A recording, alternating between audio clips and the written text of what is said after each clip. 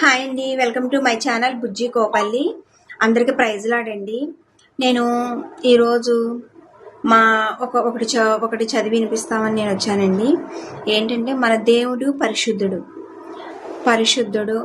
మన దేవుని మీద నమ్మకం విశ్వాసం ఉంచితే ఎలా ఉంటుంది, నమ్మకం లేకపోతే ఎలా ఉంటుందా అనేది నేను ఒకటి చదివి వినిపిస్తాను, చూడండి. కానీ అది మీ అందరికీ తెలిసే ఉంటుంది, మ్యాక్సిమం అందరికీ తెలిసే ఉంటుంది. కానీ నేను ఒకసారి చదివి వినిపిస్తున్నాను, చూడండి, వినండి.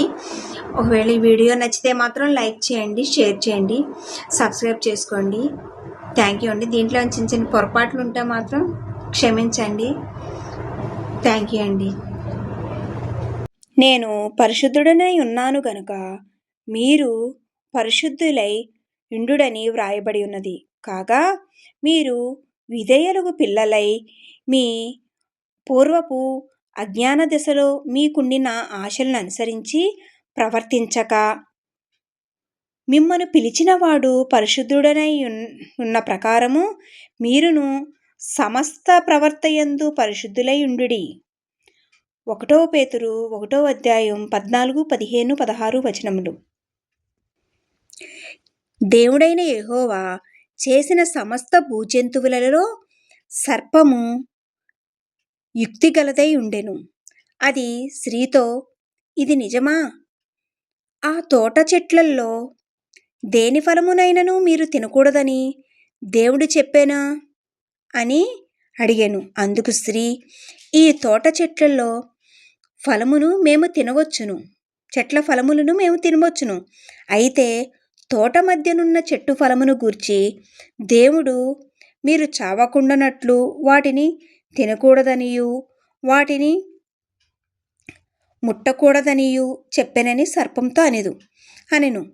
అందుకు సర్పము, మీరు చావనే చావరు. ఏలయనగా మీరు వాటిని తినుదినము మీ కన్నులు తెరవబడిననియు మీరు మంచి చెడ్డలను ఎరిగిన వారే దేవతల వలె ఉండురనియు దేవునికి తెలియనని స్త్రీతో చెప్పగా, ఆ స్త్రీ, ఆ వృక్షము ఆహారమునకు మంచిదియు కన్నులకు అందమైనదియు వివేకము ఇచ్చు రమ్యమైనదియు ఉండుట చూచినప్పుడు ఆమె దాని ఫలములలో కొన్ని తీసుకొని తిని తనతో పాటు తన భర్తకు ఇచ్చెను. అతడు కూడా తినెను. అప్పుడు వారిద్దరి కన్నులు తెరవబడెను. వారు తాము దిగంబరుమని తెలుసుకొని అంజూరపు ఆకులు కుట్టి తమకు కచ్చడములను చేసుకొనిరి. చల్లపూటను ఆదాము అతని భార్యయు తోటలో సంచరించుచున్న దేవుడైన యెహోవా స్వరము విని, దేవుడైన యెహోవా ఎదుటకి రాకుండా తోట చెట్ల మధ్యలో దాగుకొనగా, దేవుడైన యెహోవా ఆదామును పిలిచి, నీవు ఎక్కడ ఉన్నావనెను.